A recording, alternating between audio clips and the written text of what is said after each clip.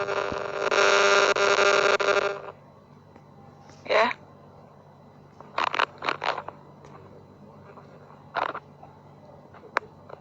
Pak, Nggih, masuk. Jenengan mikrofonnya off.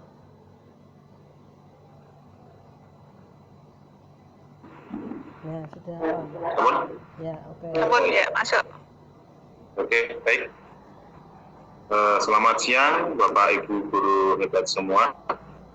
Kita berjumpa kembali dengan PCT Batch 5. Pada sesi siang hari ini kita akan bersama-sama berdiskusi tentang tema dampak perubahan sosial yang akan dibawakan oleh Ibu Santi Indriastuti dari SMA Negeri 1 Kembang, dan saya selaku host Poltak Sinaga dari SMA Negeri 1 Kembang, dan moderator nanti akan dibawakan oleh Ibu Santi dari SMK Negeri 1 Kembang Sri selaku instruktur. Untuk lebih lanjut kita akan mulai pada sesi kali ini. Waktu kami serahkan kepada moderator Ibu Santi untuk memandu jalannya diskusi pada siang hari. Ya. Silakan. Terima kasih Pak Poltak. Selamat pagi Bapak Ibu guru hebat, khususnya yang ada pada room VCT kali ini. Bertemu lagi dengan sesi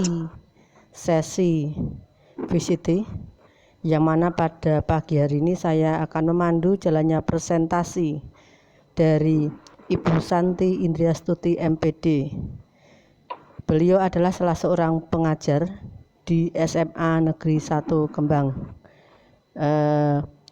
Pada kesempatan ini beliau akan memaparkan sebuah tema sosiologi, yaitu tentang sosiologi kependudukan. Oke, untuk lebih jelasnya monggo kepada Ibu Santi Indriastuti. Waktu sepenuhnya kami serahkan pada panjenengan. Monggo. Terima kasih Bu Santi atas waktunya. Selamat siang Bapak Ibu guru hebat semuanya. Pada siang hari ini saya akan mempresentasikan materi tentang perubahan sosial yang sudah ada di slide PowerPoint yang kita share dari kompetensi dasar, yaitu memahami jenis dan bentuk perubahan sosial serta dampak atau akibat yang ditimbulkan. Untuk tujuannya diharapkan nanti dapat mendapat informasi, berdiskusi, memberi contoh dan menyimpulkan tentang dampak negatif perubahan sosial dengan menganalisis dan menalar sehingga dapat berempati atau merespon suatu peristiwa. Kemudian untuk perubahan sosial sendiri, bahwa dalam perkembangan masyarakat tidak mungkin tidak terjadi suatu perubahan sosial, baik itu lambat maupun secara cepat. Perubahan yang terjadi pada lembaga kemasyarakatan dalam suatu masyarakat mempengaruhi sistem sosial, termasuk nilai, sikap sosial, dan pola perilaku di antara kelompok-kelompok dalam masyarakat. Kemudian perilaku perubahan sosial tersebut ada yang bersifat cepat, yaitu progresif, dia berdampak baik, positif, dan ada juga regresif, itu dia berdampak kurang bagus atau negatif. Dan dari dampak yang negatif dulu, dalam perubahan sosial apabila terjadi sesuatu yang ekstrim seperti pemungutan atau unjuk rasa, maka dampak negatifnya misalnya terjadi aksi protes baik di lingkungan masyarakat. Kemudian ada dampak negatif yang kedua karena para remaja, akibat sekarang ini perkembangan zaman termasuk IT, banyaknya masuknya internet, itu tidak semuanya ditanggapi dengan positif, karena banyak situs-situs yang negatif itu menjadi konsumsi para remaja lainnya, yang memicu terjadinya kenakalan remaja. Kemudian adanya kelompok geng-geng remaja, entah itu tawuran, kemudian kebut-kebutan, ini memicu terjadinya kenakalan remaja. Dampak negatif yang ketiga adalah terjadinya kriminalitas. Contohnya masyarakat desa lebih banyak yang berorganisasi ke kota dengan harapan mereka dapat dan pola hidup, gaya hidup maupun kebutuhan dapat terpenuhi. Namun sayangnya mereka itu banyak yang kekurangan keahlian, jadi mereka menurut sehingga bukannya nanti berdampak positif dengan meningkatkan ekonomi mereka, tapi malah justru membuat kota itu semakin kumuh. Banyaknya terjadi slum area atau pemukiman yang kumuh menyebabkan masalah sosial di perkotaan menjadi padat, kriminalitas meningkat, dan lain sebagainya.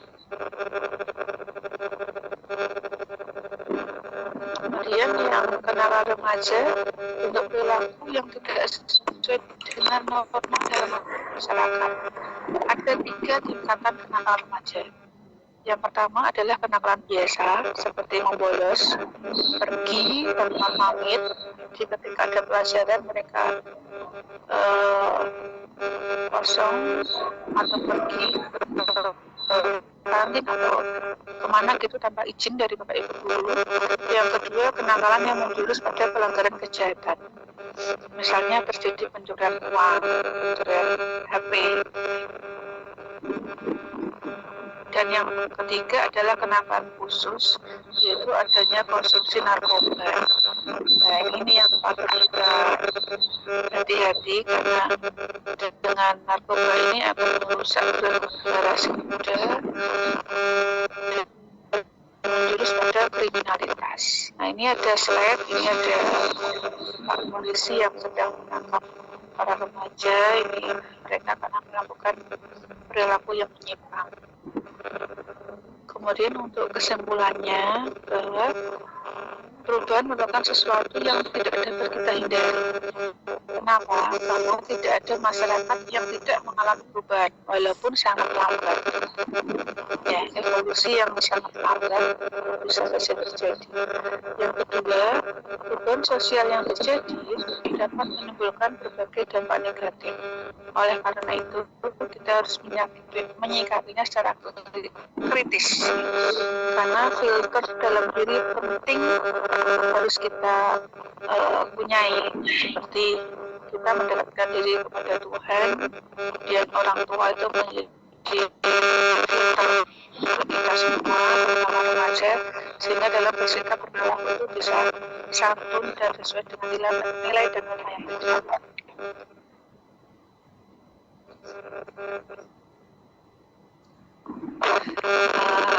Demikian presentasi tentang perubahan sosial. Kemudian saya berikan kepada Bu Santi sebagai moderator.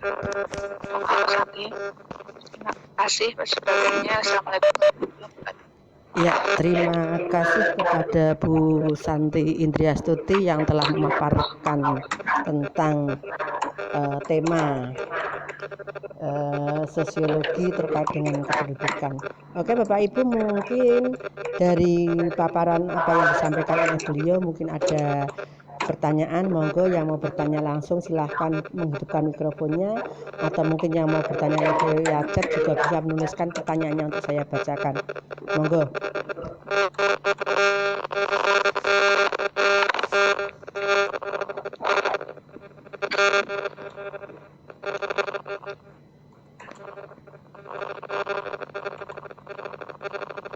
Mungkin bisa sambil diskusi, host mungkin ada mau menambahkan atau mau menyampaikan sambil menunggu para penanya dalam sesi ini.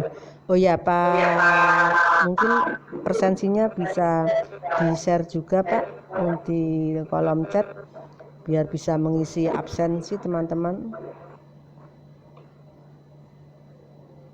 Sudah saya share. Ya.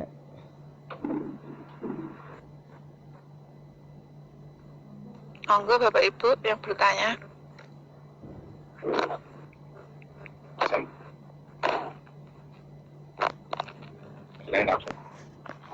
Ya, Bu Indri, kalau boleh bertanya di situ sambil menunggu penanya, itu sebenarnya manfaatnya dari apa yang jenengan sampaikan yang paling sering kali kita temui di sehari-hari itu di seperti apa, Bu Indri, mungkin bisa disampaikan.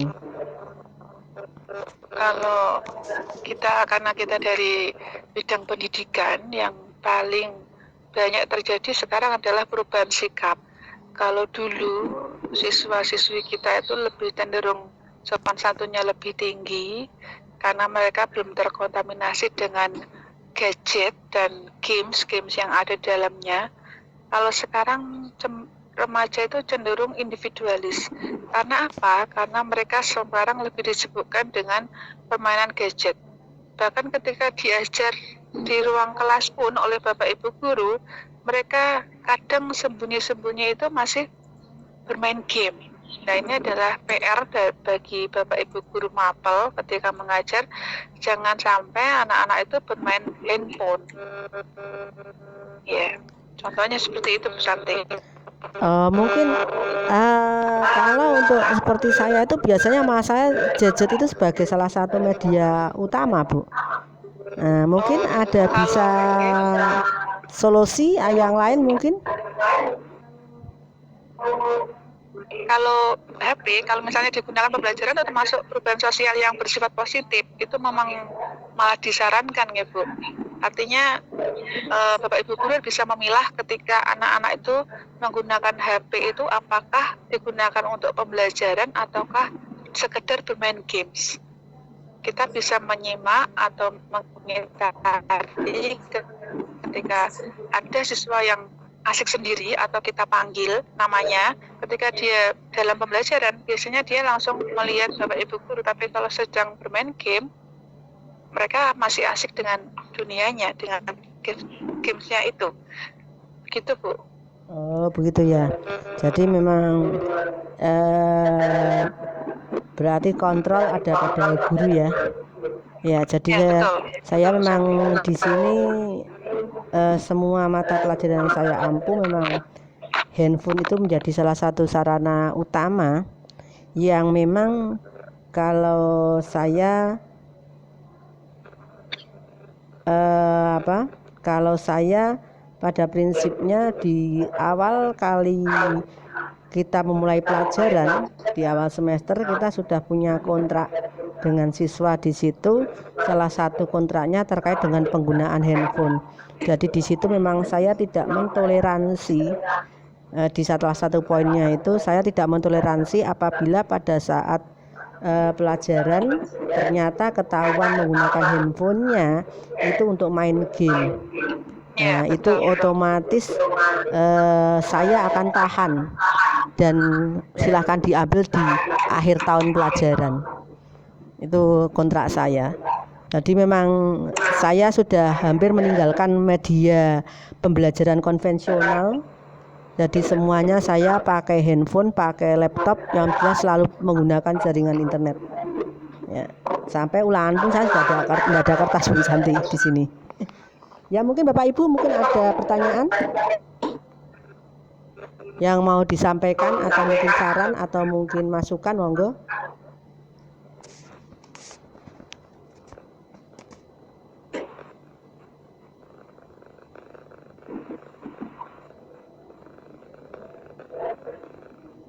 Sambil nunggu masukan, mungkin saya juga mau tanya itu Bu Santi. Iya, monggo Pak.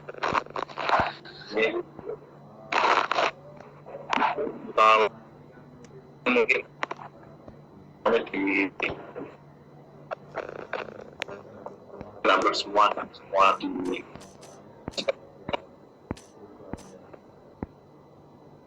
sangat besar.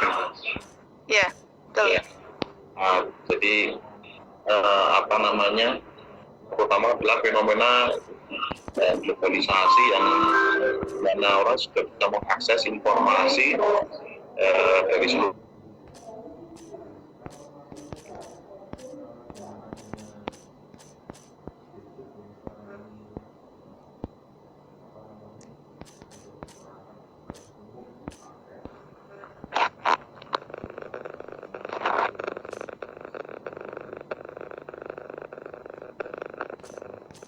Iya betul Pak. Nggih.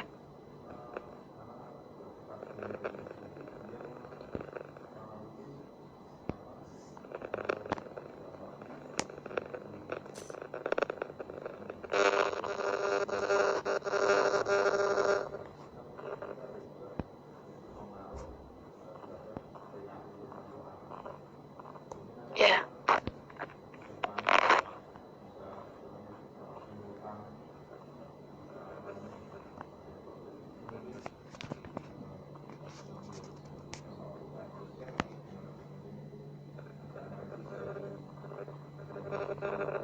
Ya. Ya betul Pak. Artinya, ya terima kasih untuk dampak globalisasi tentang HP memang menjadi PR utama ini untuk Bapak Ibu guru semuanya, bahwa ketika memang dalam pembelajaran di sisi lain memang kita sangat membutuhkan HP. HP ini digunakan dalam pembelajaran seperti yang tadi diungkapkan oleh Bu Santi, instruktur kita. Cuman permasalahannya kan tidak semua siswa itu mempunyai visi misi yang sama bahwa HP itu digunakan dalam pembelajaran. Terkadang ada siswa yang masih suka nyeleneh dengan main game.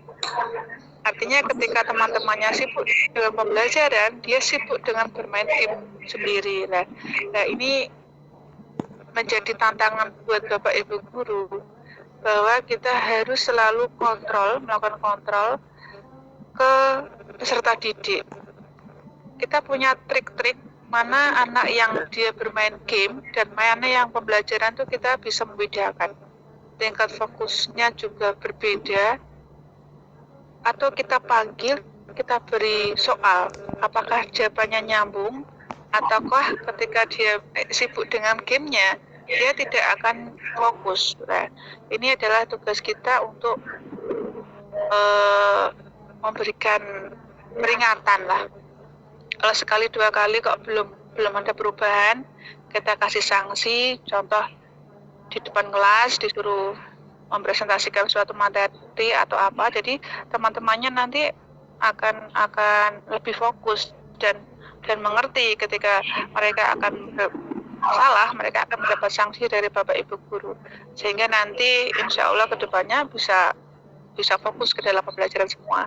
Jadi ini pentingnya kontrol dari Bapak Ibu guru.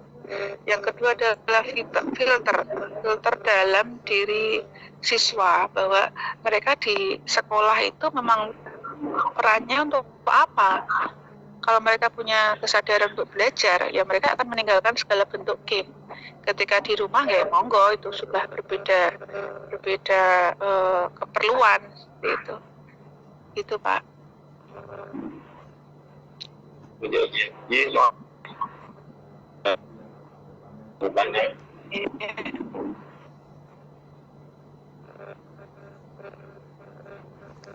Ya, mungkin ada tambahan Bapak Ibu, atau mungkin ada masukan atau ada pertanyaan, monggo.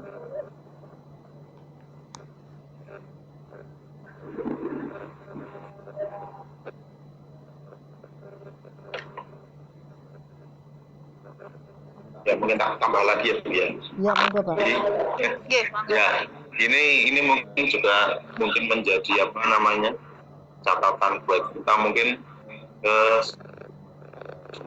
suatu negara ya. Di situ misalnya contoh Amerika misalnya, ada fenomena yang sangat menarik, yaitu biasanya ada orang-orang yang istilahnya melakukan penembakan ya, istilahnya mungkin di tempat keramaian yang menyebabkan banyak sekali korban, biasanya di sekolah biasanya. Ya mungkin itu ada analisis apa istilahnya ya, secara sosial mungkin di situ apakah kemajuan dan sudah modernitas itu juga berpengaruh terhadap mungkin psikologis yang menyebabkan banyak sekali tindakan anarkis yang cenderung istilahnya ya menghilangkan nyawa orang lain gitu, dan itu secara dalam skala besar kalau misalnya. Jadi Mungkin itu ada analisisnya mungkin di dalam kelompok sosial tadi. Ya, enggak Bu.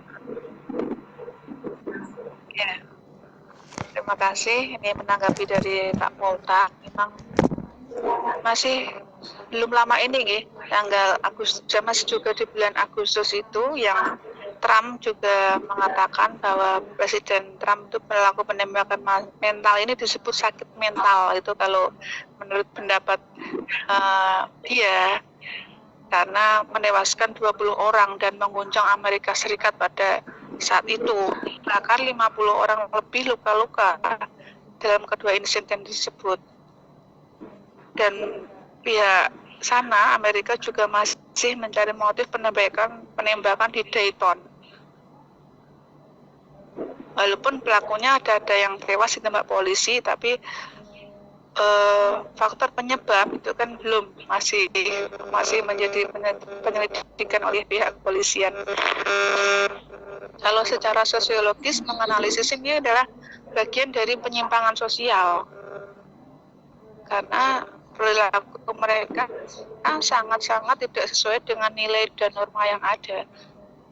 Ya, kalau dalam teori behavior itu perilaku yang menyimpang. Jadi ada dua hal yang bisa digarisbawahi, bahwa yang pertama mereka perlu mendapat penanganan secara hukum gitu, secara negara. Dan yang kedua adalah secara sosiologis kita mencari tahu, menganalisis, kita tidak langsung menjudge atau memberikan justifikasi atau label mereka penembak atau membuat orang meninggal sampai sebegitu rupa, sampai berbuat kejam seperti itu. Kita tidak sekedar melihat dari perilakunya, tapi kalau secara psikologis kita menganalisis apa faktor yang menyebabkan mereka melakukan perbuatan keji seperti itu. Apa faktor yang melatar belakangi mereka? Apakah itu dilakukan oleh individu ataupun kelompok jaringan teroris? Nah, itu yang perlu dilakukan analisis. Ketika kita sudah tahu nanti jawabannya itu apa, lah itu baru kita bisa mengembangkan lebih lanjut terhadap insiden yang telah mereka lakukan. Tapi yang pasti sebagai manusia kita harus punya jiwa sisi humanis, artinya kita harus saling menghargai sesama manusia. Mereka punya hak untuk hidup, tidak begitu rupa ketika mereka berbuat salah pun tidak berhak langsung ditembak, langsung mati seperti itu kan. Mereka juga punya keluarga, punya saudara gitu, karena punya hak secara hak asasi manusia untuk hidup di dunia ini seperti itu. Demikian Pak Poltak yang bisa disampaikan. Terima kasih Bu. Ya, jadi apa namanya memang itu termasuk penyimpangan. Nah, terima kasih. Iya. Oke, tema yang menarik sekali Bu Santi Indriastuti. Sebenarnya ya, jadi memang kemajuan teknologi itu hampir merubah segalanya ya Bu Santi ya. Dan mau tidak mau pun kita juga harus mengikuti kemajuan teknologi itu. Hanya saja memang perlu karakter yang ekstra ya, pendidikan karakter yang super ekstra. Entah itu baik dari guru ataupun dari keluarga khususnya terutama ya. Karena biasanya di sini yang menjadi kendala permasalahan, keluarga itu mampu memfasilitasi anaknya dengan segala piranti teknologi terbaru. Tapi kekurangannya kadangkala keluarga, dalam hal ini ada orang tua, malah kadang tidak mampu atau kurang paham dalam menggunakan perangkat teknologi yang ada. Sehingga kadangkala ini perangkat teknologi ini menjadi dua sisi mata pisau bagi si anak sendiri. Dan kita sebagai guru, kita hanya punya waktu dengan mereka hanya di sekolah, dan itu pun kita tidak bisa mengontrol sepenuhnya karena tidak hanya kita saja yang jadi gurunya, tapi masih banyak guru yang berpartisipasi. tetapi tetap kembali sebenarnya intinya di dalam keluarga ya, untuk bisa mengatur segalanya ini dari si anak. Ya betul. Ya mungkin Bu Indri, karena waktunya mungkin sudah bisa panjenengan untuk menarik kesimpulan dari apa yang jenengan sampaikan sebelum nanti kita akhiri sesi ini.